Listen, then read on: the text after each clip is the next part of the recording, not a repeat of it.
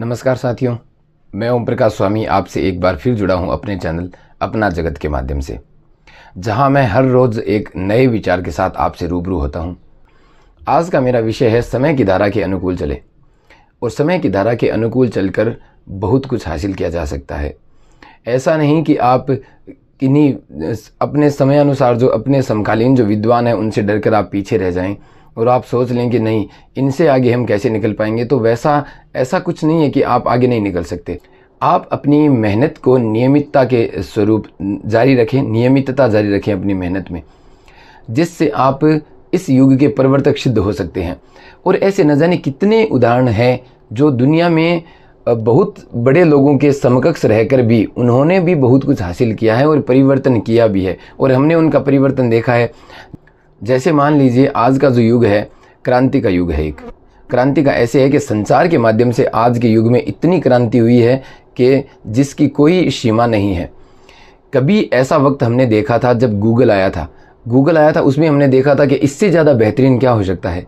लेकिन आज AI, आज चैट GPT, आज वहाँ पहुँच गई है ये सब चीज़ें जो हम सोच ही नहीं सकते हैं।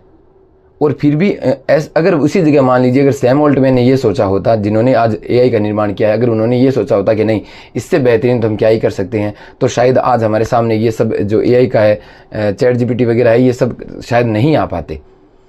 और ये AI धीरे धीरे तरबतर पर न जाने कितने लोगों की मेहनत है। मैं सीधा नहीं कह सकता कि सिर्फ एकमात्र AI जो है वो सैम ऑल्टमैन की मेहनत है, नहीं। न जाने कितने लोगों की आज से पहले 1950 से ये सब चीज़ें शुरू हो गई थी। जो क्रांति है आज संचार की, इसमें अलग अलग तरह के बदलाव जो है, परिवर्तन है, वो आज से शायद 50 साल पहले शुरू हो चुके थे। उन्हीं प्रयासों का आज परिणाम हमारे सामने है जो हम AI देख पा रहे हैं। और ये एकमात्र एक क्षेत्र की बात नहीं है, ये हर क्षेत्र की बात है। हर क्षेत्र में अंतर देखने को आता है और अंतर देख भी पाते हैं हम लोग।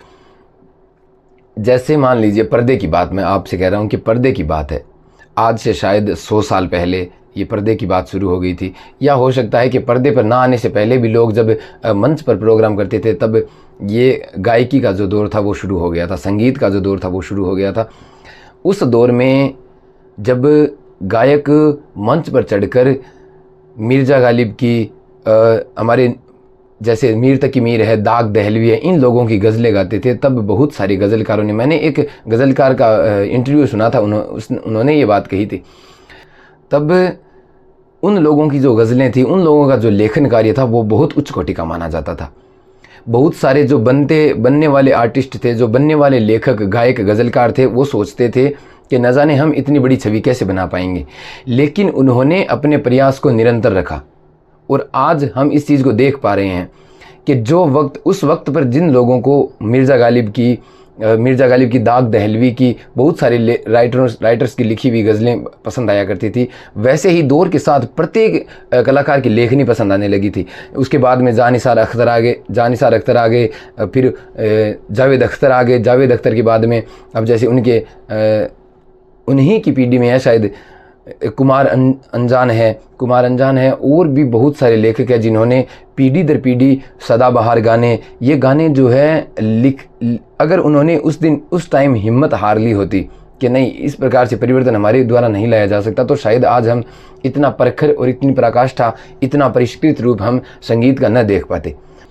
इसका एकमात्र कारण है कि उन्होंने उसी वक्त हार नहीं मानी थी, अपनी नियमितता को उन्होंने बनाकर रखा था। और उसी नियमितता का परिणाम है कि आज प्रत्येक दौर में हम वैसे ही महान हस्ती, महान लोग देखते हैं जैसे हर दौर में होते आए हैं, और परिवर्तन उन्हीं के द्वारा हो रहा है। ये परिवर्तन जो प्रत्येक स्तर पे स्थगित न होकर निरंतर चलता जा रहा है, ये परिवर्तन उन्हीं लोगों की हिम्मत की बदौलत है।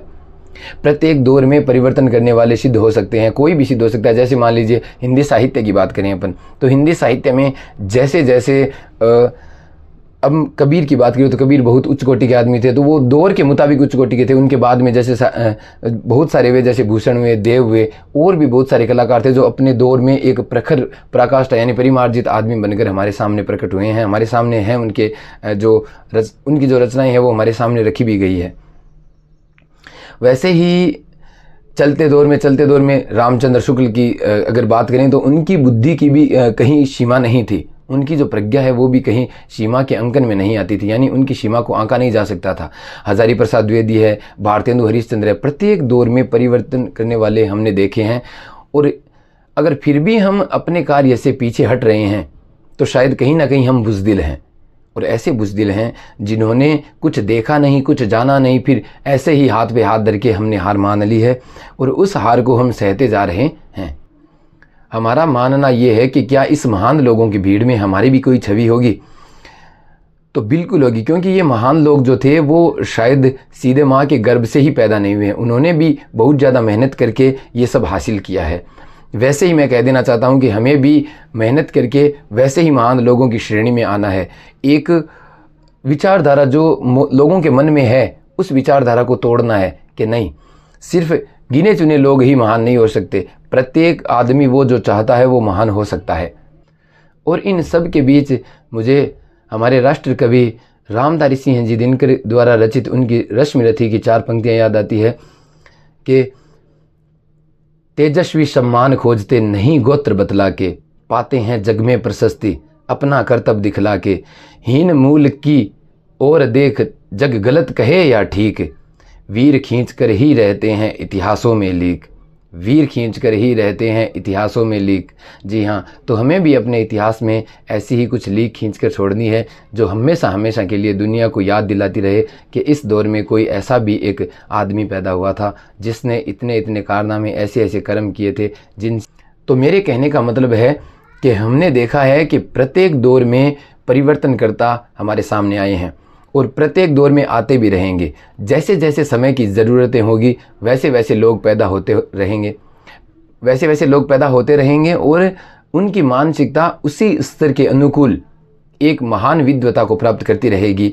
और हम इन लोगों को जिस प्रकार से आज से 2000 साल पहले बुद्ध हुए थे और बुद्ध को आज भी 2000 साल बाद याद करते हैं, और कबीर को भी हम शायद अब याद करते हैं 500 सालों में, तो हम भूलेंगे नहीं 2000 साल तक भी।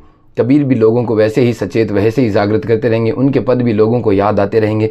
वैसे ही ये जो परिवर्तन है, ये परिवर्तन का जो दौर है, इसमें जो चमकने वाली हस्तियां हैं ये भी बहुत सालों तक याद रहेगी।